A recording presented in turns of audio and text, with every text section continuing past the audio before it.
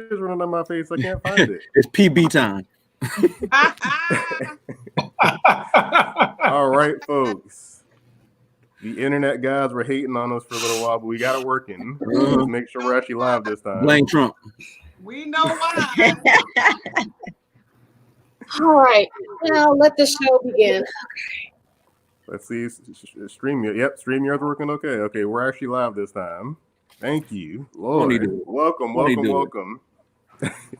Thank you, folks, to joining Professionally Black. I'm posting links for people that couldn't get to this because we had an issue with StreamYard or Restream, that is. Shout out to StreamYard for working all the time. All right. Thank you, folks. I want to say thank you to this group of people. There's more folks that got to get on, but we have a 10-person capacity, so I'll be rotating people out as we go. But this is the second edition of Professionally Black, so thank you again. I'm going to send a link to you guys real quick as well. And thanks for all the warm wishes. A lot of y'all gave me warm wishes. My mom passed recently, so I appreciate the warm wishes. Oh, I'm sorry about that. Sorry to hear that. Sorry to hear that. I want to thank Nick publicly because, Nick, you took the time to talk to me about this. I reached out to you because I know you've gone through this a little while ago. And thanks for talking to me about that because this is therapy for me, getting out and doing work again instead of just sitting in the house sulking. Trust, I get it. So I appreciate it. But guys, today we're going to talk about something that is near and dear to all of us for the most part, is black entrepreneurialism. I was thinking about this driving back from Virginia, that I've taken this entrepreneur role and I wasn't taught that. I'm a military brat. Been all over the place. My dad told me to go to school, get a good job, and that was kind of what I was taught. So I wanted to dig into that, the entrepreneurship in the black community. Where did you guys each learn that? I want to kind of go around the horn and say, where did you decide that, or how did you decide that? Nick, since you gave me the therapy at first and your first picture next to me, I want to hear how you got started. Like, what made you start to be an entrepreneur in the black community? I became an entrepreneur on an accident. I had one of my frat brothers. He was the entrepreneur, and he was like, "Hey man, do you want to start a business?" And my father always told me, he was like, "Man, find you a job, stay there for 40 years, get you a gold watch, keep it pushing." And I got tricked into being an entrepreneur. I had a great job working at UPS, doing global implementation, project management, making great money, 401k, benefits, the whole nine. And he was like, "Yeah, well, why don't we do this?" And we did it for a day. Next thing you know, he's like, "Well, hey, let's get a building. Let's get a building downtown." And I'm like, "Get a building downtown?" He's like, "Yeah, put your name on it." Put my name on it. And then, next thing I know, I had my name on a lease. Then he was like, "Well, let's get some employees." I was like, "Get some employees? What?" But I don't do this. I like working corporate America. He was like, "No, let's get some employees." And so next thing you know, we got some employees. The next thing you know, I was like, "Now we got to get benefits for these employees. I got to pay payroll and benefits." Yeah, man. Yeah, man. Yeah, let's do that. And I promise you, like 4 years later, I moved and quit one job and walked into my own building with a team, clients, like it always was there. And I've been rocking and rolling ever since. Okay. Accident. I like that. Total accident. Tara, how about you? Yeah, I grew up with my family saying, go to school, get a degree, get a good government job, get your benefits, retire. And something didn't quite set right with me as I was doing it. Just going through school, I wasn't a straight A student. Shout out to my C&D students. But we were all brilliant. We came up with some brilliant ideas, but the schools just wouldn't do it.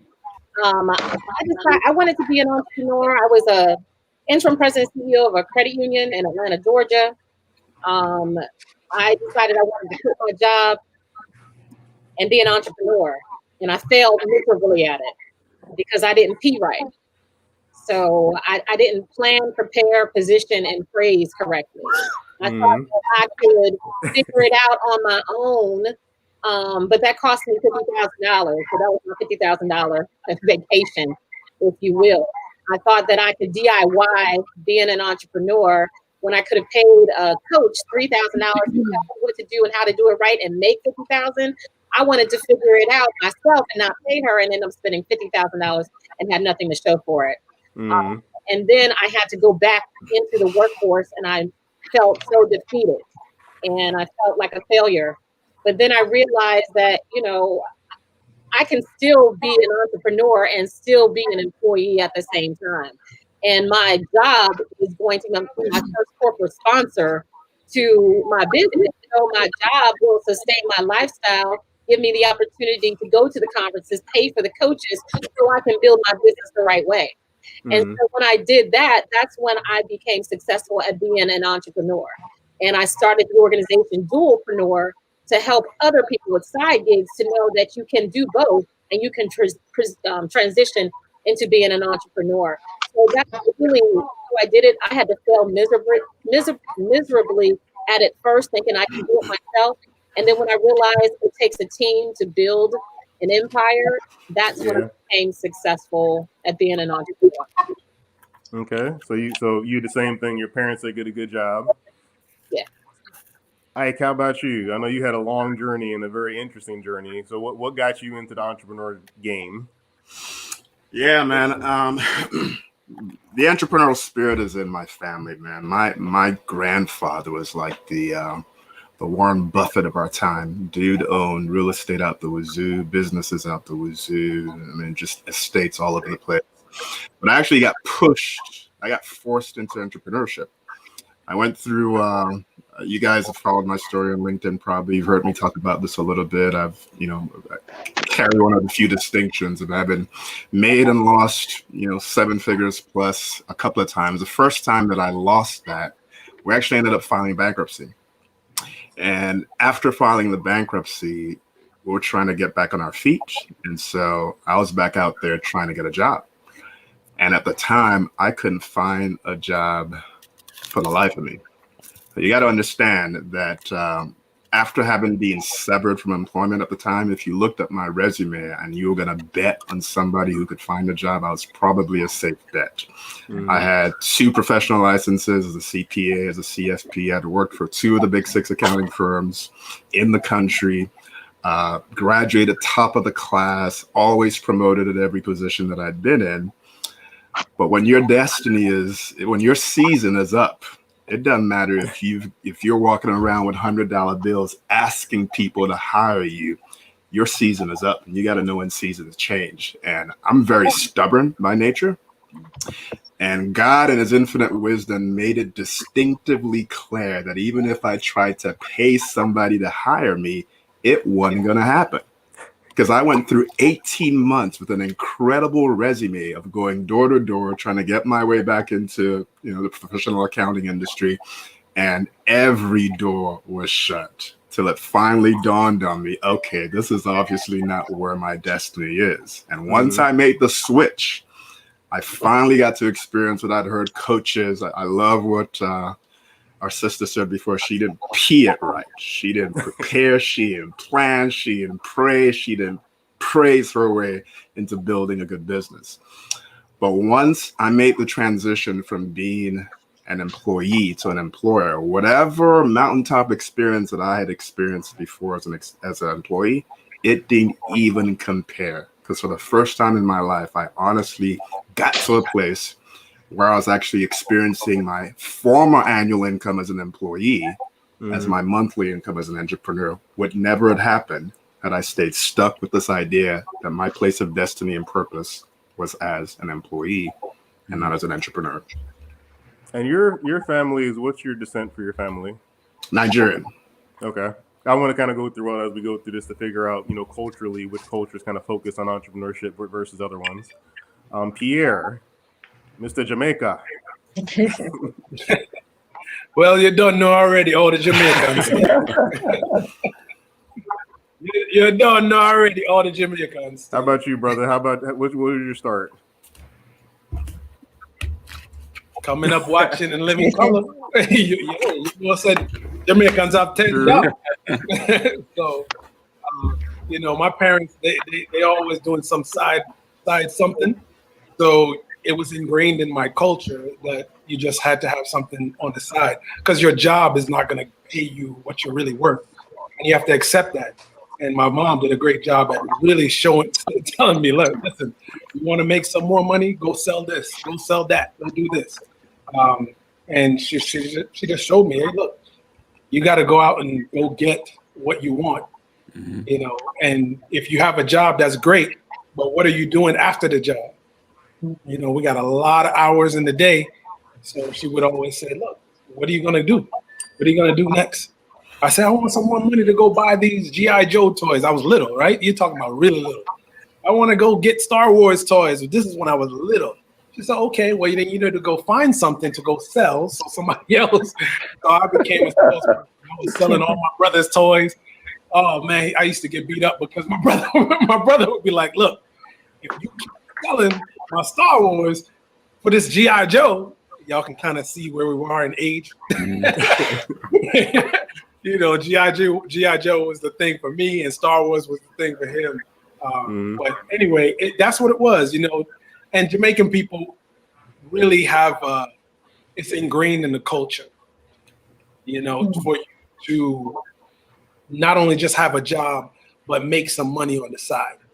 Okay. So that is what entrepreneurship is all about. That's the beginning, right? Yeah, the beginning of it is you feeling like, I have this job, I'm here to learn the processes, the systems, the strategies, so that I can understand how to run an organization. And then, you know what? Go make some money on the side. And then be like my man that just spoke just a while ago, Ike. You know, be like Ike and just say, yo, I'm going to take it to the top. Yep. You know, so. But one thing I will say before we move on, I learned patience. Kind of like what we just had to do today. I learned patience. Oh my gosh. Yep. Patience was the first, the big lesson. Big lesson. I had to be patient with this technology, so you're right about that. Bryon, I know you and I talked about this a little bit, but for those that don't know, what got you on your entrepreneur journey? Was it your family? Was it your school? Like, what got you on that path?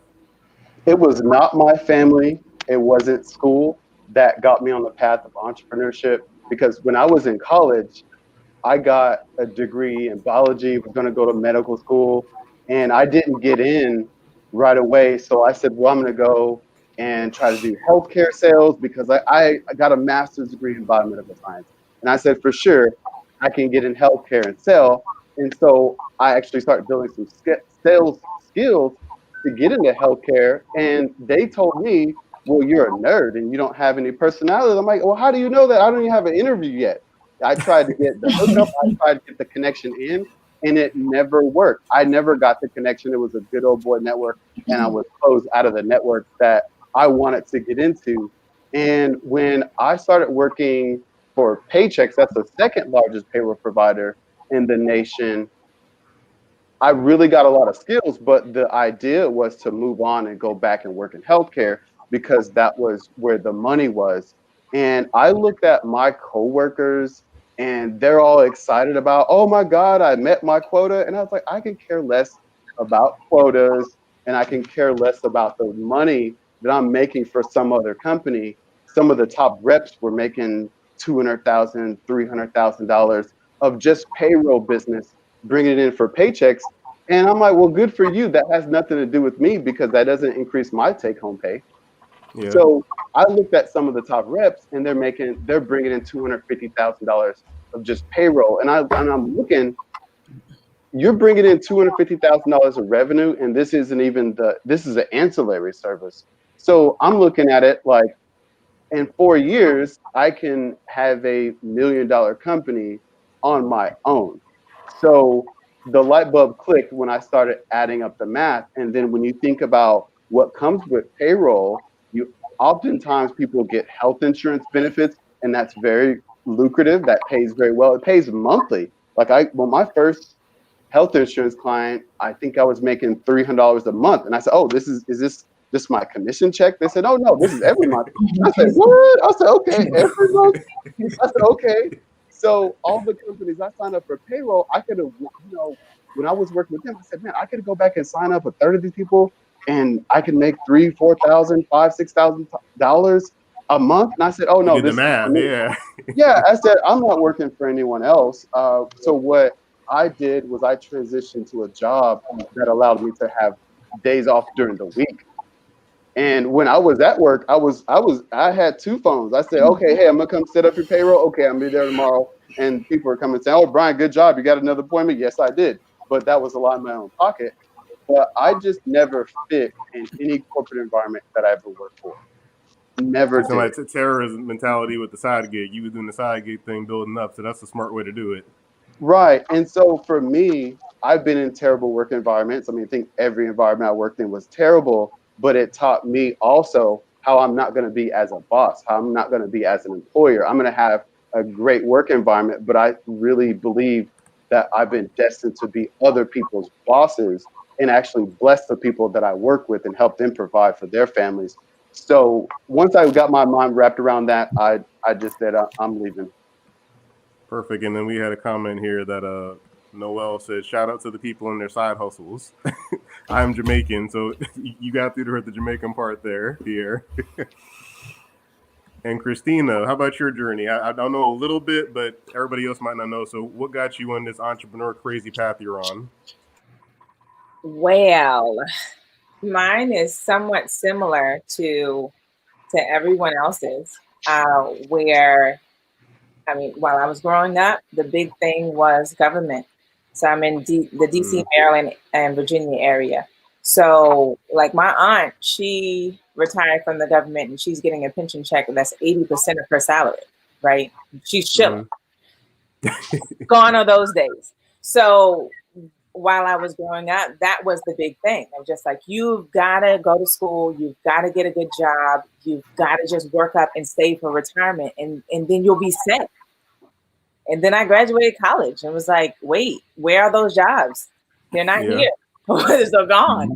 So I tried. I always felt that I was going to be an entrepreneur, but I also felt that I needed experience. I couldn't jump out on my own. And so I looked for jobs. I was like, yeah, I feel it, but I ain't that confident. So I was looking for jobs, looking for things that I could do. And just like Byron said, every environment that I was in, I just didn't fit. I would get into environments, into jobs and pick out different things that need to be changed. And when I see different things that need to be changed, I'm in there like, hey guys, I think that we could do this. I can, implementing ideas and all this stuff. And my bosses didn't like that. They didn't take too kindly to that. So especially women bosses, I'm sorry. But my last one she did not like that. So I pretty much reached a point where, okay, I'm not doing anything bad here. I'm trying to make things better. And you are not allowing me to. And I hate being placed in a box. So I prayed about it because I still was fighting whether to leave, because in my eyes, I didn't have enough experience. I got out of law school and I worked for a year on the dot and I quit. So I'm sitting there like, a year, that's not anything. I don't have I don't have the experience. How am I going to do good? And I mean, I prayed about it and God was like, go. So I left. Yeah, I don't know. Virginia's big in government. My family's in Newport News. So, I mean, government's all you see in Virginia pretty much. Yeah, that's a big thing. It's a big thing. Now, not really, but right. All right, and Dr. Latarsha, now you have an amazing story, your entrepreneurship journey. So for people that don't know, let them know your journey. How yours is probably one of the most unique ones I've seen. Yeah, well, for me, initially in early 2000, my ex-spouse got me into entrepreneur as a lady contractor. I used to be a residential contractor. That's how I got into the entrepreneur. Where back in the early 2000s, I was known in Atlanta and Clayton County as the lady contractor. We did electrical, drywall, landscaping, and painting. But then, as you know, within the last 12 years, my story, going from being homeless in the streets of Atlanta with 6 children to running for city council in the 2017 election, from a GED to a doctorate, became a 12-time published author. Now that has propelled me into the entrepreneur life as an inspirational speaker. Mm-hmm. And I know I was talking about that. You felt like it's accidental and you wasn't supposed to be here. So I'm glad you're here because your journey's like true grit. I mean, you had to go through grit to get where you are. Yes. All right. And Charles, how about you, brother? Yep. My story is pretty much just like everyone else's. my parents telling me that I needed to get, go to school, get a good job, retire. Life is great from that point, but that wasn't what I wanted to do. And after I graduated from high school, I started out, I went to college. That wasn't really where I wanted to go at the time. So I decided to go and join the military. After going into the military, I got pretty much tired of that because I didn't like people telling me what to do. So I started out in venturing into entrepreneurship, but I wasn't quite secure in the way it was going. So I sought federal employment with the federal government. And again, it was much more bureaucratic than the actual military. So I just decided that the hell with all that. And I just left. And I just started my journey. And the rest is history. Perfect. Okay. And last one, Dr. Kim, you got a great story too. All right. Hey, how y'all doing? I think I was just born an entrepreneur. I think I came out the womb as an entrepreneur, because I started as a model at age 14. So I was already out there hustling. You know what I'm saying? Getting out there, bouncing the pavement as a young girl. So I'm like, well, I'm working for myself. If I don't get any gigs, I'm not going to make my mama no money. So, but my grandfather was an entrepreneur. He had a business. And to this day, and I asked my auntie, what did granddaddy do? Because all I know is they used to go out of town. He would come back, he'd get in the dining room, and these men would be waiting to come in to get paid. And I'm like, what did granddaddy do for a living? But it was something he did. And I know that, that's kind of in my blood. And my father, he owned a business. Okay. He owned his own service shop.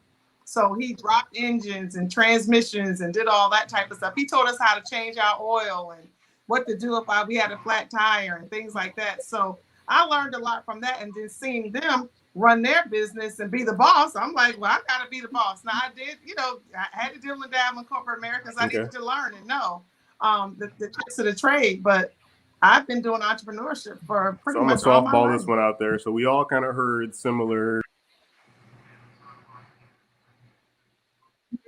What just happened? Nick? Looks like he got kicked off. So okay, Tara, you got it, girl. We can do this. Yeah, go ahead. Just ask questions. Finish the question. Just finish that question. You know what he's about to say. Hey. Right. This is what I do. So until he comes back, this is all, we've also heard some great stories of how we transition. And a lot of it is our parents had, told us to get good jobs and it just didn't sit right. Some of our parents pushed us in. So I just have a quick question for you all that are here.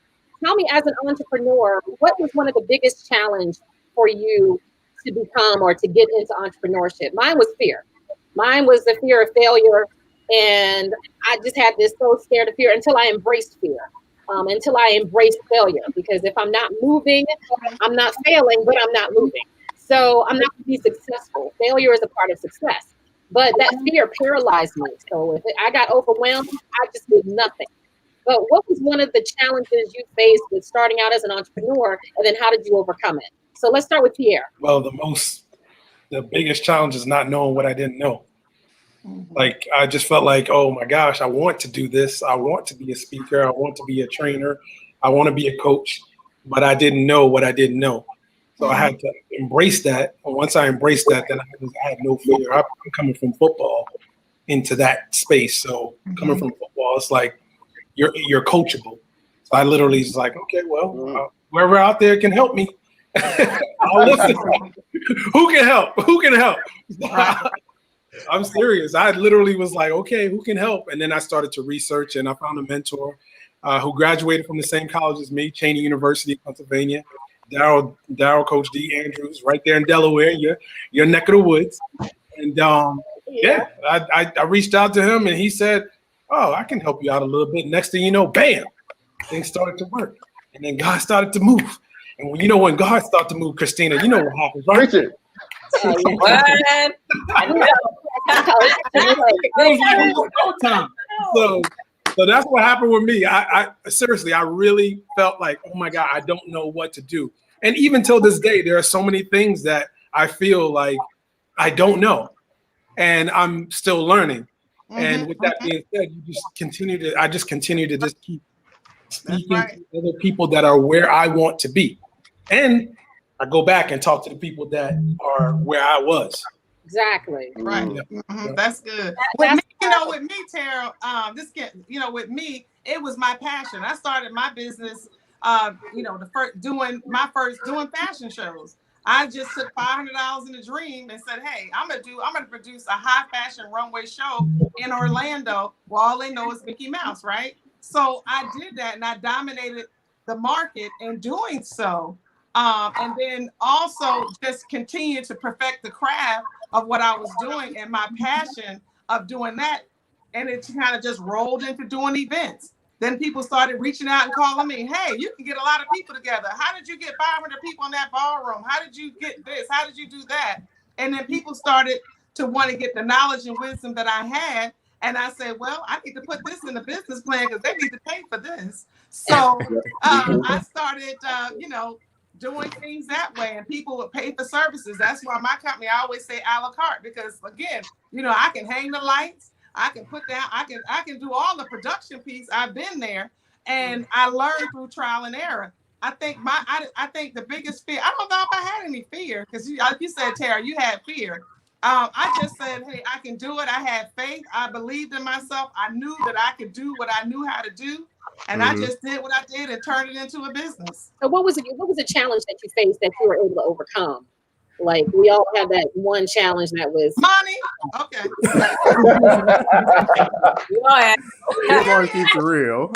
Let's be real. Yeah. That's good. That's good.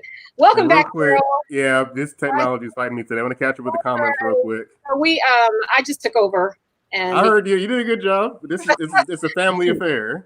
So we're just talking. We're professionally black, baby. Right. Yeah, you gotta make it happen.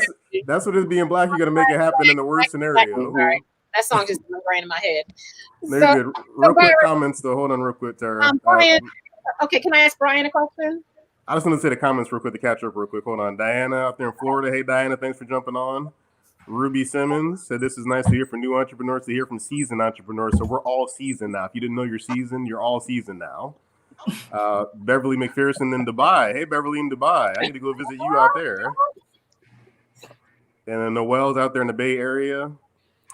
Mia, that's my daughter's name. Mia Bryant Leonard. She's an ATL. Hey, Mia, thanks for jumping on. And Keisha, Valentine, and Callie. There's another Daryl. Daryl say he's in Memphis. Thank you, guys. Okay, go ahead. Ask the question. I want to make sure the comments got said. Oh, no, good. Daryl, Bryon, what was one of your fears when you started your business? Because I love the fact that you have a payroll company and you're a Black-owned payroll company. I didn't have any fear. There really wasn't any fear, because in me just working, I just knew I'm destined for something great. So I just worked hard, and it wasn't a fear that I had to overcome, because I just knew things were going to happen. For me, in the beginning, I wrote a thorough business plan. My background is a science background. It's not a business background. It's more of the hypothesis. How do you do something? That scientific hypothesis, which is, what's my problem? Where can I get the data? How do I do my research? How do I learn how to be successful? And then I never believed in just run your business and you're going to fall and get back up. I never, ever supported that ideology, because I knew enough business owners already with my experience prior, and I already knew how they felt. I already knew how they were not successful. And so I just need to make sure that for myself, that I put myself in that right position, so I plan properly. So my issue was the fact that, I got a payroll company, and now I'm competing with companies that make $500 million a year, $1 billion a year, $2-3 billion. I'm like, okay, well, how do I get any kind of traction? So for me, I saw a lot of growth when I started operating in the channels with minority-owned business, Black-owned businesses, because they look at me and they go, "Oh, you have a payroll company? Really interesting." I was actually the only African American male when I was in payroll in the state of Texas. I was the only black guy for that job. What? For the entire state. So, and I found that out because I went to like a regional conference, and I'm like, okay, there's nobody of color here. I don't have the complexion for the connection. That's not working out right now. Right. So for me, when I start advertising with black-owned businesses, people call me, it's like, "Hey, are you black?" Yes. And I said, "Man, okay, that easy. Okay, let me go ahead and focus on putting dollars in the black community and help these black businesses." And since we had one thing, I found my niche and I found my lane. There's a lot of small businesses out there that just don't have the knowledge. You have the willpower, you have the skill expertise, but we're not well-rounded to know everything. And so, I just decided, okay, we're going to be more of a consultant to make sure people don't fail. But then the other thing that's going for us, especially with Corona, everybody goes inside. Everybody's inside, indoors, and they're online. They're shopping online. So I used to talk to people about, "Hey, let me help you with marketing. Let me show you how to be visible to Google." Well, before Corona, no one's like, "No, I'm fine. I'm good." But after Corona hit, people call me back. "Hey, Bryon, remember how you had the thing and you could show me how people could be found on Google? Because I'm kind of hurting right now.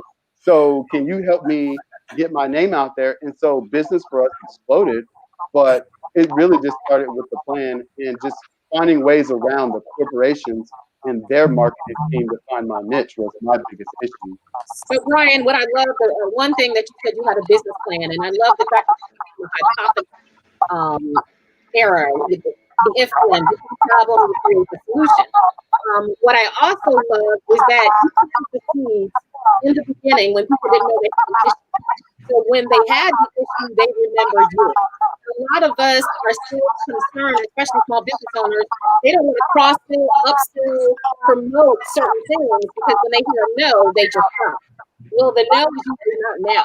Because if someone remembers, I have people to this day that will come back to me and ask me if I still sell insurance. I haven't sold insurance for 5 years, but they remember me talking about insurance. And so I think that's really great for us to do that because they may not be your client now, but eventually they could be your client in the future. So that's amazing. Let's move on to Christina. Well, I'll say this too in closing, is that some things we don't know everything, but I'll say this for everyone that's listening. I mean, if you're starting a business, one thing I would say is get a CRM tool, a client relationship management tool. Yes. That way, every business card you take, it goes in an online database, and you can always check that database. If someone told you no, okay, great, fine. I'm going to put you in this database over here, and I can always cycle back to people that I might have forgotten about. They got busy or they ghosted or whatnot, but they might no doesn't necessarily mean no right now. I mean, what it does mean no right now, a better way to phrase it, they may say yes in the future because they went with some other company and that didn't work out and you follow back up. Well, you know what? I was thinking about this service, XYZ service. I'm glad you called me. And sometimes you get those dollars back too. That's just money sitting out there. That's awesome. Awesome. Christina. Real quick housekeeping. You guys mute when you're not talking so we don't get feedback, okay? And Daryl, I can let you take the lead. You're back on, so. Yeah, I keep jumping in and out to add people and change stuff. One thing I thought when Bryon said the complexion for the connection, I like that one. You didn't have the complexion for the connection. Do you think that's a barrier, a reason why, and I want to toss this to Michelle, because Michelle got to jump on here now. Do you think that's a reason why we have more barriers or less knowledge or education on entrepreneurship? Because I think when Pierre was on here and Ike, they have a not American culture, so they're taught by their own peers, hey, start a business. But when we're in school here, most of our peers don't look like us. I mean, you might go to a black school, but they're in a bottom downtrodden situation. So Michelle, do you think that's the reason why we have less people that are willing to jump into entrepreneurship of their own free will versus being forced to? Not necessarily. And I'll introduce myself really quickly to I'm going to assume nobody knows who I am. I'm Michelle Taylor Willis. I own Gagno Media here, and that's basically we provide advertising in TV, radio, billboards, and print. I'm like, what do we do here in Atlanta? And I also own a boutique coaching and entrepreneurial speaking firm called NTW Enterprises. So there's that. Now the question, are you relating this specifically back to the complexion? Yeah, that's because I think about when I went to school, I was going through old pictures and stuff, and like a lot of my classmates were I was one of 10 black kids out of 30 kids. So as you grow up and see those experiences, your experiences pretty much do what Billy did. And Billy might be able to just get the complexion for the connection to get that good job we're all seeking for. I'm going to use that all day, Bryon. That was good. I know. I think I am too, Bryon. But yeah, the thing is, that experience makes you think differently, I think. Yeah, and I think too, when you said complexion for the connection, honestly, where I went there first was light skin versus dark skin within the Black community. But hearing this again, I think you mean white versus Black. Is that right, Byron? That's correct. Got you. Okay. So let me change my answer then, because I was thinking like the light versus Black thing, which is a whole other issue, right? Byron's like, no, I wasn't going there, Michelle. Okay, I'm sorry. I'm back. Okay, white, Black. Yes. So yeah, absolutely, right? Because I think to your point, Daryl, your experiences shape who you are and what you become. And we often become what we see, right? That's why shows like The Cosby Show were so great. And because we actually, for those of us who didn't grow up in that traditional family, we got an opportunity to see what that looked like. And so I think our version of entrepreneurialism isn't necessarily shaped by the color and who we're interacting with, but what we see the people around us doing, whether they're Black or white or anything, right? And so I think when I jumped in, Byron was saying, or no, maybe Kim was saying it, that she knew entrepreneurialism. I think a lot of Black business owners are that way. Not the thrusting into it is really because that's what they saw their parents doing, right? Mm-hmm. My mom owned her own business I can't even remember my mom actually working for someone else other than in a volunteer capacity. My grandmother, my dad, everybody I knew was an entrepreneur. That's what I saw. That's what I became. And I grew up in white, upper middle class America. And all of my white friends were all in corporate. Their parents were, they owned very large law firms. They owned, the roofing companies. They owned the physician, they were the physicians in the community. And they were employed by large hospital systems. So I didn't see that at all with my white counterparts. But most of the Black people I knew ran their own businesses. Okay. And so I think, getting thrust into that, and I'm thinking that term was used positively, not necessarily negatively, is because that's how we were raised. We're raised in an environment where we saw it, and we saw it at a very high level. And so we didn't really have a choice other than to end up there. Okay, that makes sense. That makes sense. And I want to toss this to Dwayne. Dwayne's out there in Virginia, and I know you're coaching business owners in the Black community. With hearing that and everything, that what you see and everything, there's different versions of Black entrepreneurship. I think a lot of times we think it's a certain way it looks, that is the corporation, the large corporation. But Dwayne, talk about the people you're coaching and what sometimes you see Black entrepreneurship look like with your clients as well as Virginia in general. Well, thanks for tossing it to me. Just to kind of put some context around where I'm coming from. Right now, being a coach to Black people in the corporate America space, to help them to get to that next level, create opportunity to make more money. I was taught here in Virginia and even in our city that you got to work. I didn't see a lot of Black entrepreneurs. So my mother and father, they was always pushing towards getting a job. So when I graduated from undergraduate at Virginia Tech, then of course it was to get a job. But then while I was at an insurance company, and Rebekah, I read your bio. When I was at an insurance company, I saw that the insurance lawyers were making so much money because I was the litigation professional that was editing their bills. So I went to law school, and then here we go. We bring it back around. Is after I went to law school, my mindset again is because my mother and dad is you got to work for a firm, you got to work for a firm, you got to work for a firm. But thank God I didn't get a job with a firm. So I had to open my own law firm, and that put me into entrepreneurism. So when I'm listening to a lot of the comments, it's about, I wanted to be an entrepreneur. I just not what I want to be. I saw the examples. It wasn't for me. It's like it was thrust upon me. And once I was in the entrepreneur space, then I was able to see a lot of Black entrepreneurs in doing different things, because now I was in Richmond, Virginia, right? Capital of the Confederacy, but now I'm in Charlotte, North Carolina, which is what they call the little Atlanta. Atlanta was hot, and everybody couldn't get in Atlanta. Then they tried coming to Charlotte. I'm like, oh, where are these people coming from, right? So now I'm there as an entrepreneur, so I'm seeing two different viewpoints of entrepreneurism in terms of one, people that, hey, I always wanted to be an entrepreneur. Then people like myself went into corporate America, did what we did, gained some certain skills. Then we came back out. Now we are entrepreneurs. And now myself going back into corporate America as an entrepreneur to help my brothers and sisters get to the next level. Because this is what I it's a little different with me now in the thought process of things with, a lot of Black Lives Matter and injustice. I'm not about start your own business, start your own business, start your own business. Because this is what I know for sure. There's a lot of corporate people, Black people in corporate America that make $100,000 a year. And there's a lot of Black entrepreneurs that don't make nowhere near that.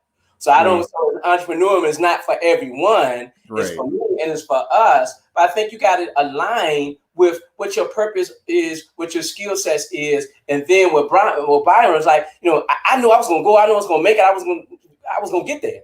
A lot of Black people, we don't have that. So why not go ahead and get this corporate money? There's a lot of Black people, 50, 100,000, 150,000, $200,000, $250,000. So I'm going back and get the brothers and the sisters that's making it 50, they're making it 75, to get them to the 100, get them to the 125, get them to 200,000. Here we go. If they're not entrepreneur mindset or entrepreneur in the heart. So that's kind of my viewpoint where I came from and why I'm in the space that I am right now. That makes sense. And when I think entrepreneur, that word doesn't, and everybody could chat me on this, it might not always mean starting a physical business. You could be an entrepreneur as a salesperson or an entrepreneur as a consultant, just to say, hey, I want to increase. Because for me, when I moved to Georgia, I have an accounting and math degree. So I said, I'll be an accountant. But my work experience, I'm going to get paid more than my degree would get me paid starting out. So I said, I'm not taking a pay cut just to use this flashy degree. So my push was like, I got to go find something. So I went to insurance and I said, you know what? I need to do something where I can control my destiny, because I can't be here 9 to 5 making $20,000 less just to use this degree. So Rebekah, you have a very diverse background. I know you run Akaba, I said it backwards. I need a different background with everything. So let us know your thoughts, because you're in the corporate and entrepreneur role kind of simultaneously a lot of times. So what's your thoughts on that? That's right. Thank you. And I'll introduce myself just for a minute. Thank you, Daryl. It is good to see my folks. This is a beautiful symphony of excellence. I'm proud to be with you today. I'm loving this, Maestro Daryl. I'm Rebekah Ratliff. I am the president of Capital City Mediations. It's a mediation, arbitration, and national consulting firm. I'm an international speaker, and I speak frequently in the insurance and legal industries. I spent 25 years in corporate America as an insurance claims adjuster. And about 2015, the company got sold and I got kicked out of the nest.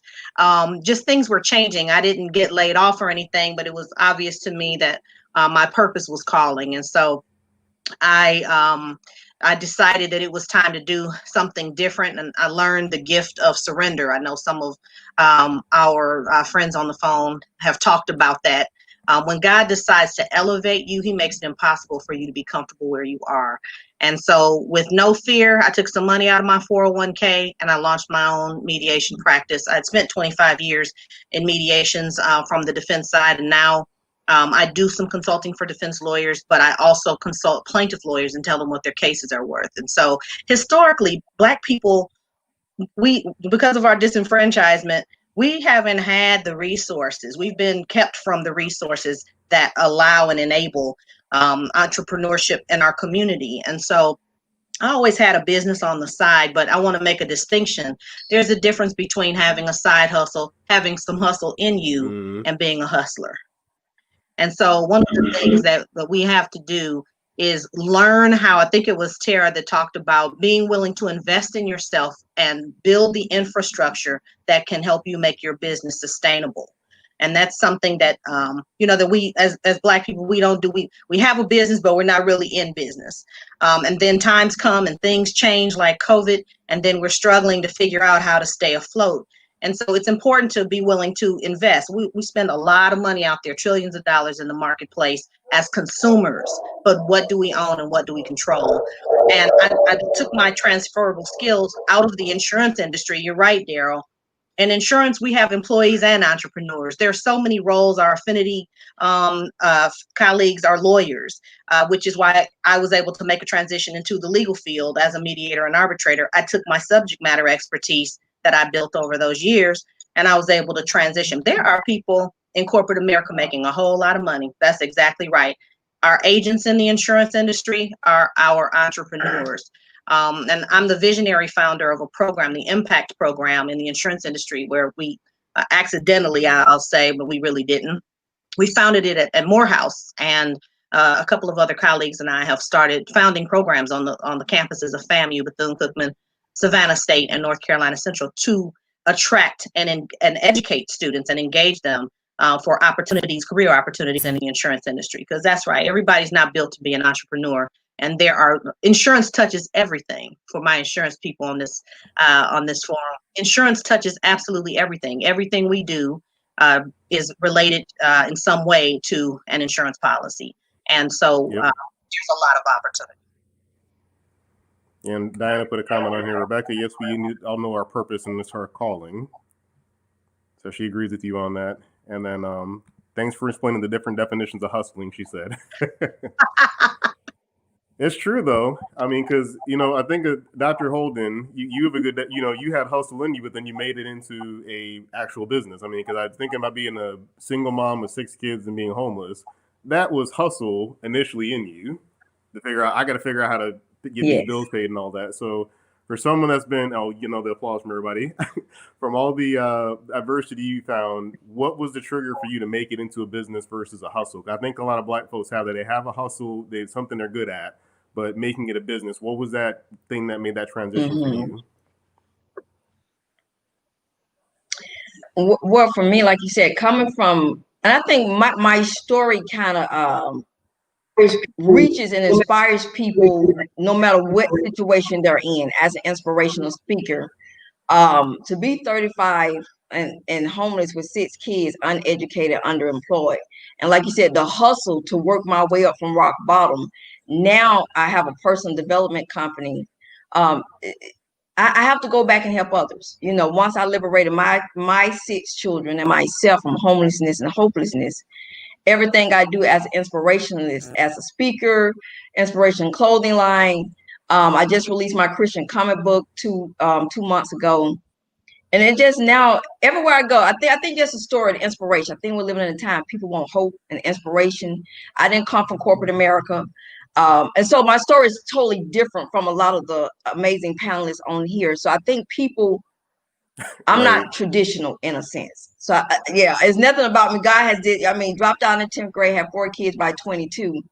So for me to start building my life at 35 with the bare minimum to where I'm at now, I think as an inspirationalist, that's my calling, and that's why I started a personal development company, so I can go back and help others change the narrative for their life as well. Well, Christina, that's right up your alley. It's funny you guys' pictures are side by side, because I know you do a lot of inspirational work, and you've been kind of, you and I talked about this, being upset about how people are in their own way and not wanting to get out there. So as you look at, your children, most of us here have children on this.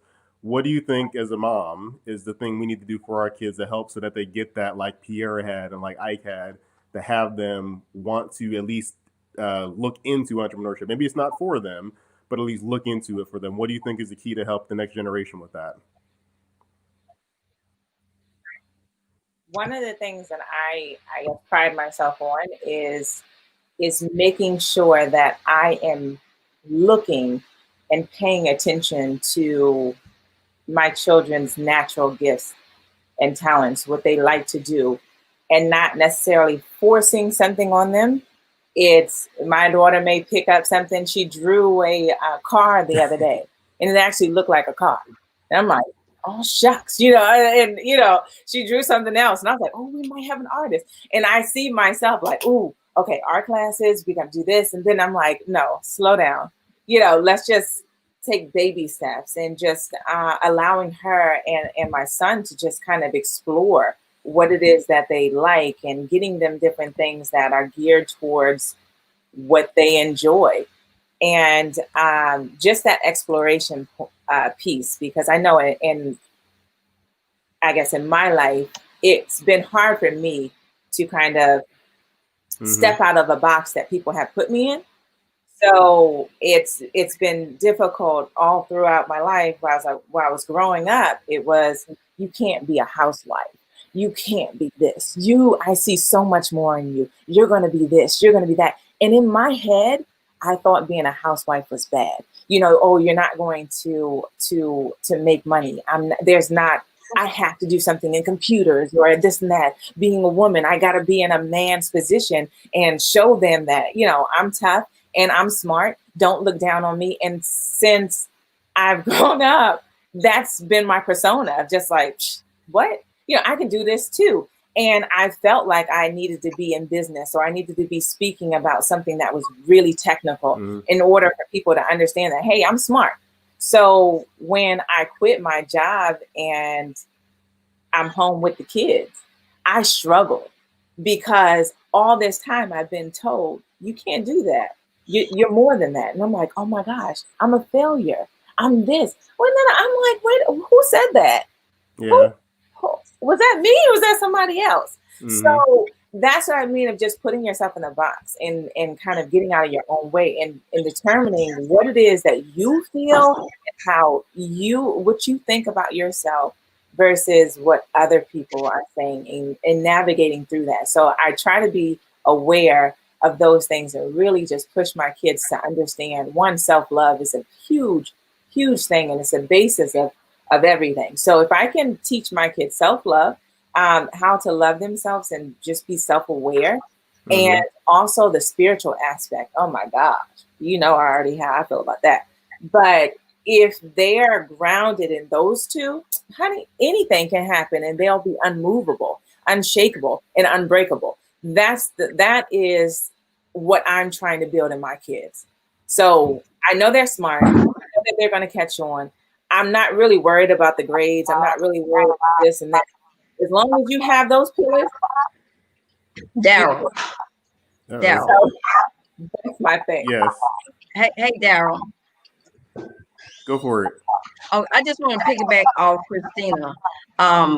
And that's an excellent point. I think that's how my 6 children has become successful leaders. Simply allowing them, cultivating their gifts.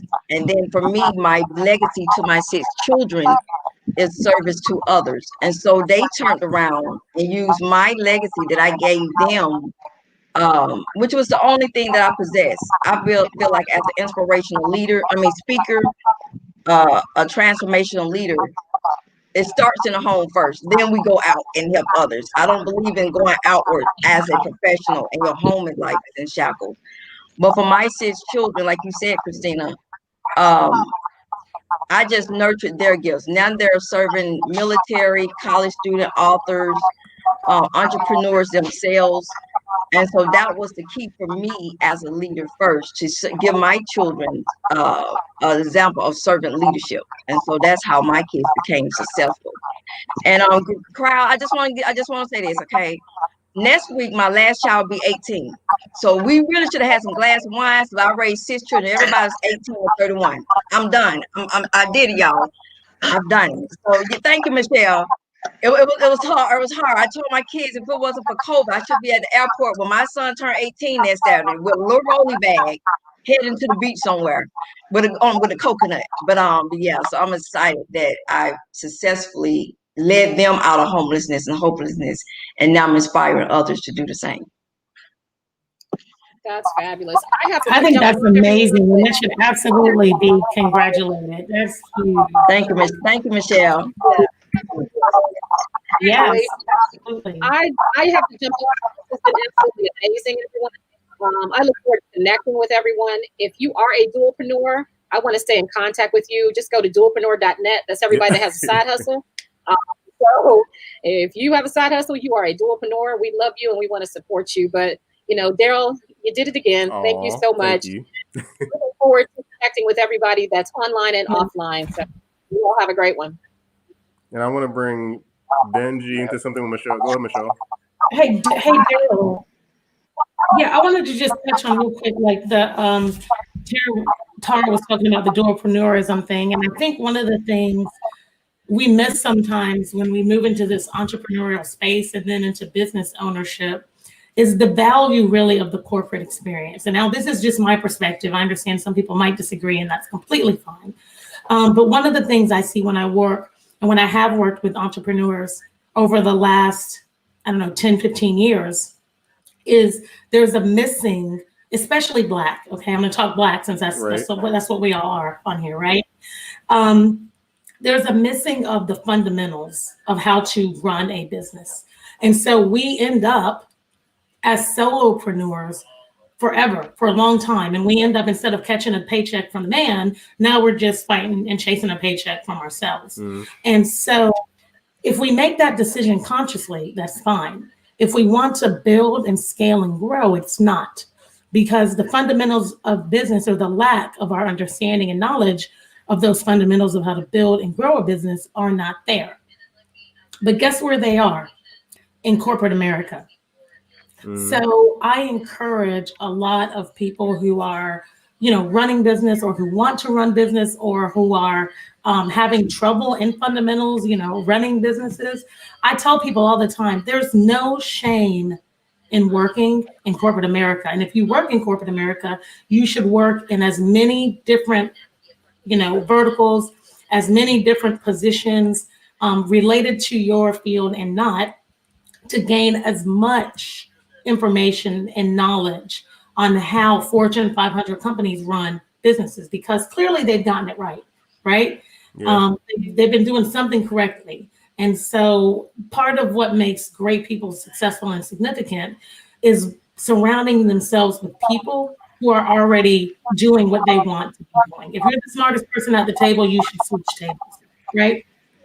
If you're the smartest person in the room, find another room. Because if we can learn just the basics of budgeting and pro forma and marketing campaigns and advertising campaigns and HR and when to hire and when to fire and how to do it and not get sued, corporate America's got all that stuff. We don't. And I think you're mentioning kind of what Bryon went through, because Bryon, I know you said you're trying to get find a way to make money through college and everything, but you got that corporate experience thing from that. And I want to bring Benji into this. Kind of he and I had a entrepreneurship tease when we were in college. We got into this online Amway thing. I think I was a sophomore maybe, and Benji might have been a senior or junior. But that exposed he and I to entrepreneurship. So I never thought about running a business until I saw it in college. But much to your point, Michelle, that seeing that in corporate, I think helps out. So Benji, for you, thanks for jumping on here. How much did that help you? I know your mom has been a long time employee and everything. So for you, how did that shape you, seeing the side hustles and the things like that in college? Oh, Benji? Oh, Benji doesn't have sound. Is he frozen? Nope. Can you hear us, Benji? I think it's a mega delay on his end. Okay, Benji, give me a. Oh, there you go. There you go. Everything, exposure and perspective were the catalyst for me. It wasn't by accident, right? It was almost as if we sought it out. Wanting to get more information. Yeah, you're good now. It's Can you hear me okay? Okay. Yeah, I am getting that delay, so I hope it doesn't sound that way. Everything, So I can hear myself and I'm not talking. It's super weird. But yeah, from the perspective standpoint, we learn fundamentals. We learn actually just detail-oriented things, right? Actually, how to have a meeting, how to have a conversation, stage presence, right? Reading, right? Literally actually finding financial literature, dissecting those things. We call them eating books, right? So that we could try to have that knowledge base. So where we had that initial perspective or just exposure aspect of a perspective for me came from all the little businesses that I saw, either the ones that we started or either ones that we just observed from a distance, right? So you saw hustles, and then you saw people aligning, and then you saw people with different skill sets, and then you even saw corporations. So you saw this evolution. So even in our practice, even in my practice, with each endeavor, it became a different goal, right? Sometimes it started off with just initially wanting to obtain a transaction, right? And then now you want to have growth, and now you want to scale, right? So for me, having those early tutelage or early education, literally seeing millionaires, that became not necessarily just an impressive thing, because you could see their overabundance, right, and their overflow, but you could see how they taught their kids, right? You could see how they had sustainability within the company, right? Because I think far too many times when we hear about longevity, right, and not necessarily having all those fundamentals, a business is a marathon, right? So with that marathon, there are highs and there are lows. And I think my perspective was different in the beginning because we had a lot of highs, right? We had a lot of wins, and then we also had not so good times, right? And I don't think I was prepared as much for those not so good times. So I ended up having this love-hate with entrepreneurship. I tried corporate America after the fact. I wanted to either retool or make sure I was right? So seeing those transactions, and obviously seeing that you can perform on a high level, because I think also too, you didn't respect your hustles as much as you wanted to make sure that you were doing something that was worthwhile. So I think for me, being with Credit Hub, now we're doing, 3 and 4 million in funding every month and growing, and seeing these different entrepreneurs who are at different stages of their career and journey, wanting to be a part of their successes, knowing that they're going to have ups and downs, and being able to be there for that. So I think for me, perspective of knowing that the business has highs and lows. I don't think I knew that before being in it. And that brings a good comment from Sybil. She put out here, yes, corporate America was a perfect training ground. We need to find our way to CFO and COO paths and not just HR and PR. So Michelle, she resonated with you. And Charles, I want to pass this to you. Go ahead and mute yourself, Ben. You got a little feedback. Charles, when you mentioned the highs and lows, you're a finance guy. So as you're working with, you're good now. It's just a mega delay on your end. But with the Charles, for you, you're a finance guy. So as you're working with businesses, is that the biggest thing you got to teach them finance? Because I feel like, Michelle, you mentioned this, knowing how to read a profit and loss statement and knowing how to read these statements. Do you see that as a big issue for the clients you're working with, Charles, in the Black community?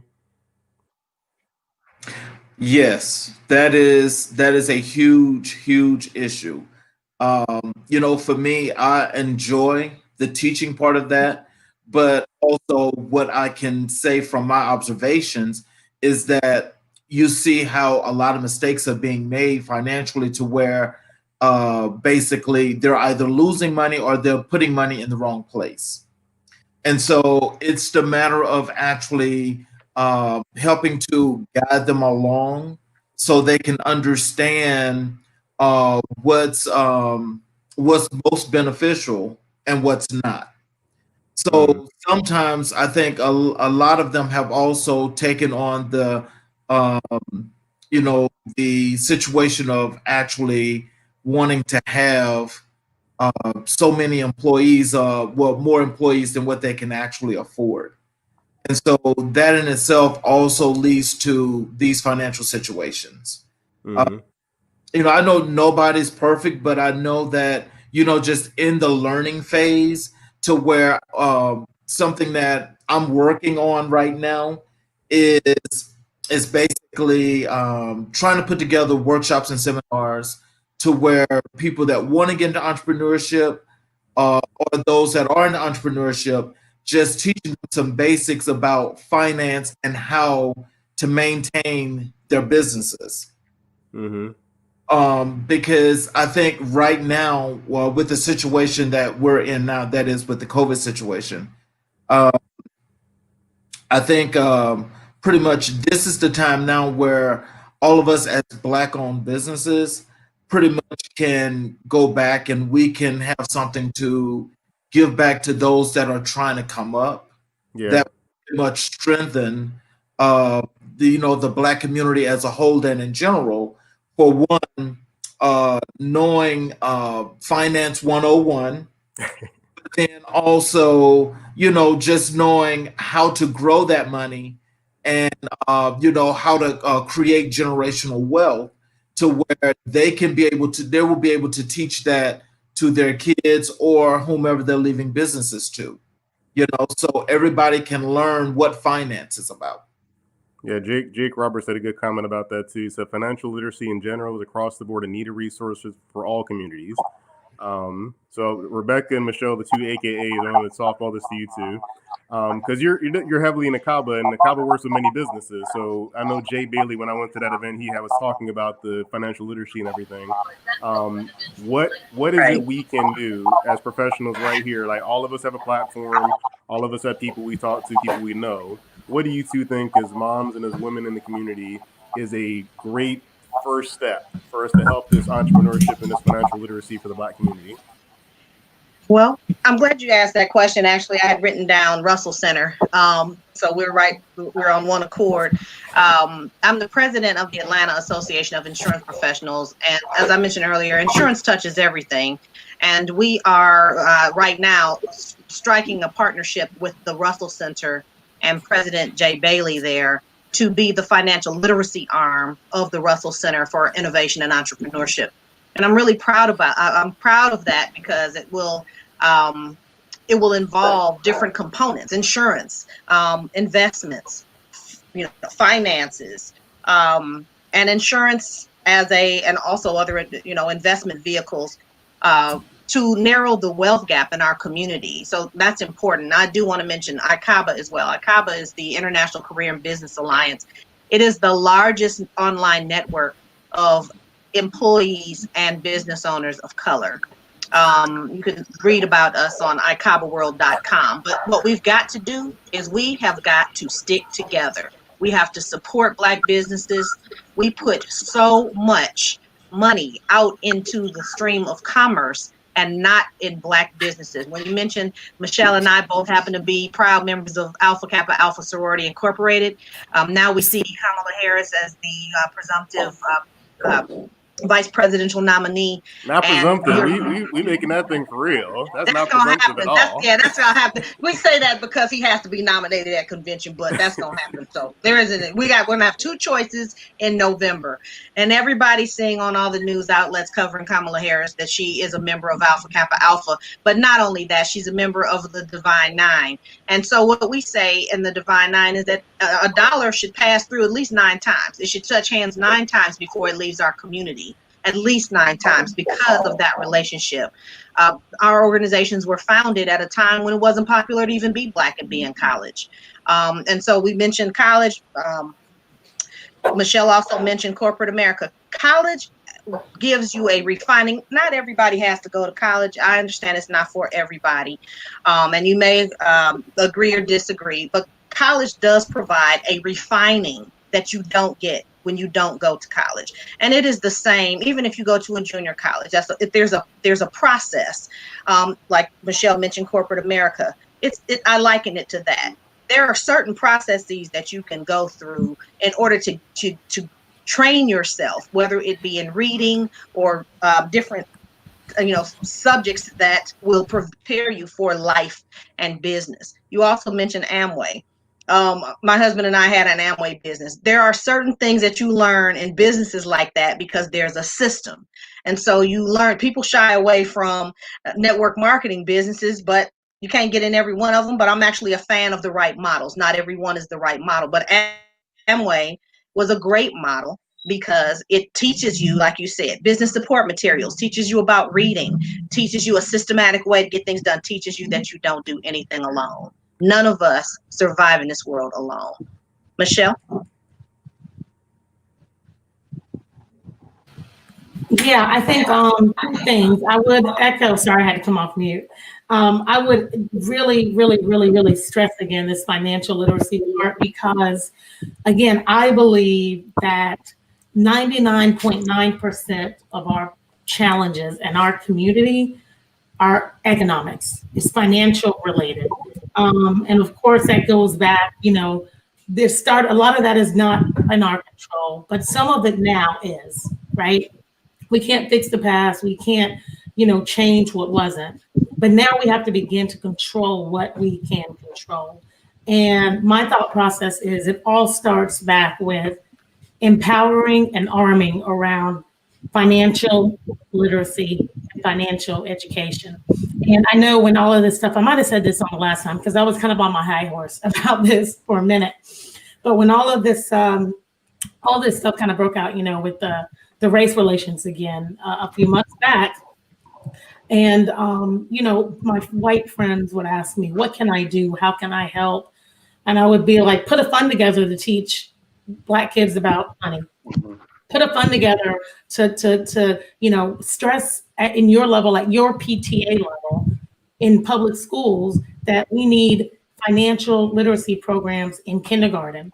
Put a program together just for the Black kids that are growing up in the projects downtown, a fund only that goes in and teaches kids between the ages of K through 5 that it's not enough to know that those are 10 pennies. Somebody needs to teach them that 2 of those pennies need to go away, that they won't see ever again for a very long time. Like enact and initiate and get behind those types of products that can really start to change mindsets, change paradigms, like shift generations, because that's the only thing, not the only thing, but that's one of the only things that's really going to help our situation. If we begin to control our narrative around money, how you get money, how you save money, how you invest money, how you grow money, and how we give it to the next generation. And if we don't get that down, like, we can remove every single statue of Robert E. Lee. We can take down all the pictures. We can do all that stuff. But if y'all aren't spending your damn money with other Black businesses, and I'm not saying I do it all the time, but I'm intentional about doing it as much as I can. If you're not putting your money in Black banks, if you're not teaching your kids about how to spend money wisely and save money wisely, invest in their own businesses, and if we're not doing any of that, then none of this other shit really matters, friends. I mean, it just is what it is. So I think that's the first piece. Financial literacy, financial education. And I say to get them at kids because, Nick Nelson was on my show a couple days ago, and I love what he said. He said, you can't teach an old dog new tricks, so I stopped trying. And I don't necessarily agree with him, but I get what he's saying, because it's hard for me to impress upon a 50-year-old that he's got to change the way he spends his money. But if I can get that 4-year-old, the way I can get that 4-year-old and immerse him in French and teach him French, that's the same way I can get that 4-year-old to have, by the time he's 18, his own credit history. I mean, they get their kids credit cards when they're 12, 13 years old. So they have credit history when they're 18. Nobody's teaching us that. So that's the first piece. Wait, do you want me to go to part 2? Or you want me to start? I want to expand on that real quick. We teach them the bad way, because a lot of people have had, like, their mom got a credit card in their name and used it for something else instead of teaching them that. And I think earlier Rebekah was mentioning how our non-melanated counterparts, they invest in the business for their kids, and we invest in like a car. Or, hey, it's your 16th birthday, here's a new car. And I know, Bryon, you and I had a rant about that for a while before we had our interview, about buying cars and buying shoes and all this stuff. So I see it happening where people are breaking away from that, but it's not enough. So Bryon, I know you and I talked about that at length. Why, or not even why, what is it, like a key thing for you, because you have children as well, to break that distinction when all their friends are like, give me Jordans, give me this, give me that? What is it you're doing to kind of help with this? Because there's entrepreneurship potentially, but just the value of money. What are you doing with your kids to help them not get so fixated on the Jordans and the PlayStation and all that? Okay, well, we have. Well, I'll say this. First off, I'll preface this where I got this belief system from, where it opened up my eyes, is that when I got out of, I think, graduate school, I think it was 2009, 2010, something like that, and the economy was just terrible. I sold suits, and like K&G Fashion, I don't know if you had that, but just to have some income, I had to work like $9 an hour. And so my wife and, are like, hey, well, we got these kids' birthday parties and we need to buy them a toy. I'm like, for what? I'm not buying no kid no toy. That ain't my kid in my house. What do they need a toy for? Like, why do I need to feel like I need to give you something? Holidays come around, Thanksgiving. Like, that's not a good holiday when you look at the history of it. We're not going to participate. And then, two, it's Christmas. I'm going to go out like I'm not going to be bamboozled first and foremost, and you're not going to bamboozle my kids into believing some system that's going to give money back to a corporation. So that's really one thing is you have to get the heart of it. It's like, where is your dollar? How much do you have in your pocket or how in your house in your household? How can you make sure you keep it within your household first and foremost? And material things, they're going to come and they are going to go. And that's not what's going to make you happy at the end of the day. That's not going to take you anywhere. Because I see people that have nice cars and things like that, and they're like, oh, well, the car makes me. No, the car is never going to make you who you are. You shouldn't never let material determine your character.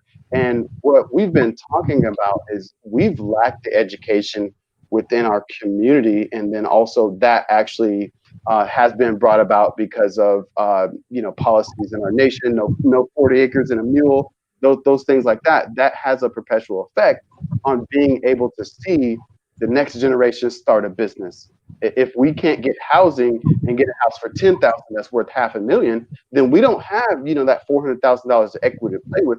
So we're a little bit behind our Caucasian counterparts in that regard. But one thing also that I spend a lot of time spending with my clients talking about is mindset. Also, you need to change the way you think about your business, because some people that come to me say, hey, I want payroll and I want it cheap.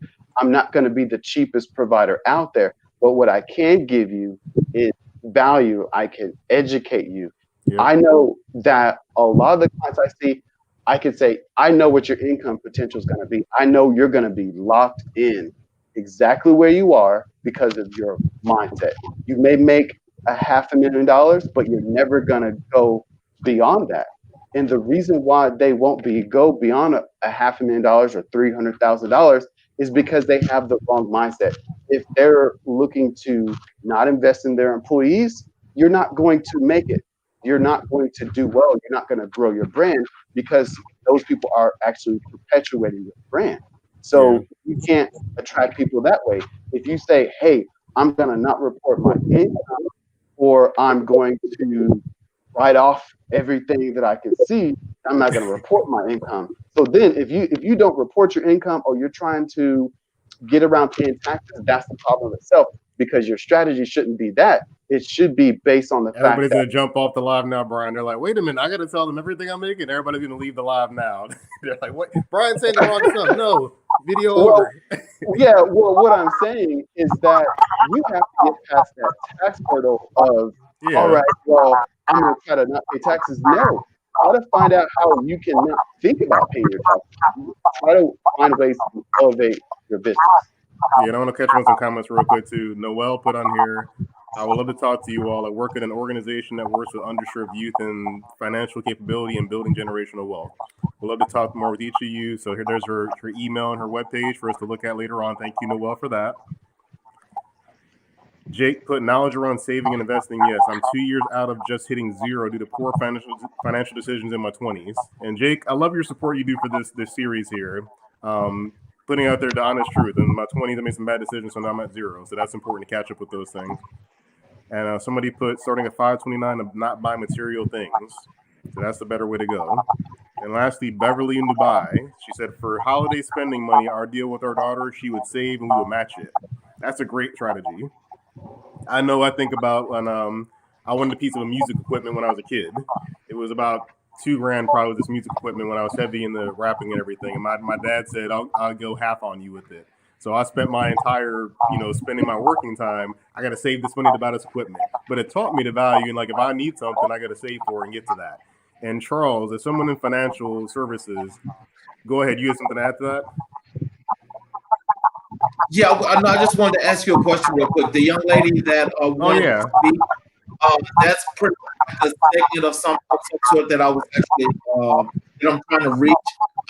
Is her information going to be on some kind of screen? Yeah, it'll be in the replay too. And Benji, I think your speaker's making feedback. Okay, go ahead. I'm sorry, but you were saying. No, you're good. I was just going to ask you basically about that when she mentioned she's going to match her 503 for the 529. She's going to match that. So that's a great strategy. I mean, it's in there, everybody's nodding about that. Would you say that's a good strategy to match when the kid says, I want to save some money, rather than buying them the PlayStation, say, whatever you save, I'll match it? That's a great idea. I was just going to say, it's a great idea. And a lot of us don't even know about the 529 plan. My sister has a 501. What am I saying? She's a 6 and 63, Series 6 and 63, and does investments. She's been an Allstate agent for over 30 years, and she and I both were in insurance. And I had a 529 plan. So when my son went to school, there was money that we had saved and matched over the years. And there's so many of us that don't even know about that. It's cash money that can be used for his education, or it could have been used for mine because I owned it. And so we have to get educated on vehicles that build wealth. And we have to do that.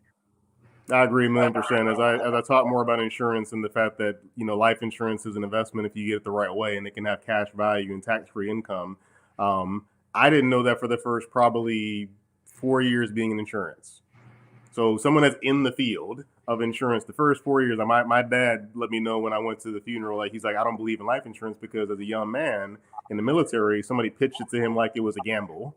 So he was set up financially to help handle the funeral, but that one piece of education where he wasn't taught life insurance the right way makes him in his 60s be like, nope, I don't believe in it. So I think about me being in insurance 4 years, 3 years in, I didn't know about cash value, and I'm working in the field. People know what insurance is, but people don't know what insurance. Well, they know what it does, but they don't know what it is. And so we remember the man coming around with burial insurance, the burial policy. That's what our some of our parents and grandparents know about. We know about life, health, auto, and home insurance, but we have no idea what an investment vehicle insurance is. And so that's why we're teaming up with the Russell Center. That program is, Jay already had a legacy program. So it actually, I brought him our legacy program, which stands for Leveraging Education to Guarantee Assets for Continuing Years. In our community, we have to know what insurance can do for us as a vehicle to build wealth. That's a good acronym. I got to get that acronym again. That was a good one. Right. Go ahead, Michelle. Michelle knows me. I like acronyms. Oh, she's full of them. She's got an acronym. She's got an acronym for everything. Yeah, it's good for branding. Nick would have liked that. And it's easier to remember. It adds meaning. People don't always remember what it means, but they know the legacy program. They know the impact. Impact is the program for the insurance immersion, for the HBCUs. So it's just kind of easy to remember. And Charles wanted to throw that back up there real quick. And we're closing out here. I was throwing that up there for Charles. Go ahead, Daryl, sorry. The email again. So Noelle at mypathus.org. So Noelle, thank you for that. We'll grab the pen. Go ahead, Michelle. I was just gonna say, I know we're gonna be wrapping here, but one of the things too, I think is, finding ways to be creative with our kids to get something accomplished. And I love the matching idea, but I do this a lot with my kids. I have 4 boys, and I did this experiment with my children one time with money. I gave them all $5, and I told them whoever brought me back the most money that they had made off of that $5, then I would match the money that they had. And I did that with my 3 younger ones. My oldest is in college, one of them brought me back, I think it was $1, actually it was $1. One of them brought me back $1. Somebody brought me back like $1.30, but my 11-year-old, who was 10 at the time, brought me back like $6 or something crazy. And I was like, where did you get this money? Like, how'd you make? I was super excited. But he told me that, he's a comic, he's an artist. And so he just drew some books and drew some comic books, and he used the dollar to put towards buying some more coloring pencils from Amazon. And he had asked us to buy it. I didn't know why he did. And so he was like, I'll give you. So he put some money towards that. And he drew some comics and sold them at school for between 25 cents and $1. And that he made the money and brought it back. The other one was like, I found 30 cents. So here's $1 and here's 30. I'm like, what the hell just happened here? I found some money. When? I know. And the other one was like, I have no desire to be an entrepreneur. Here's your $1 back. But see, that's good. They know that they're exposed to it. So there you go. There you have it, right? Yeah, you expose them all to that they choose their path. So that's important that you get that, because I think that's what the key of this is. I heard education said over and over again today, and exposure over and over again. So I think we can all take away from this, exposing not just the youth, but people in different communities, exposing them to different things. Because college, like you said, Rebekah, about refining things, I thought it was just refining my thinking. I don't think I learned how to work. I just learned how to think better in college, but it exposed me to things. So all of us should take away from this. We're wrapping up now, but just remember, expose your community and your people, because with everything going on, we've been siloed pretty well because of COVID-19. But I thank you guys for tuning in for this, to kind of silo yourself with people with new information. We already had Noel making a connection with Charles here and everybody else about connecting on some future endeavors.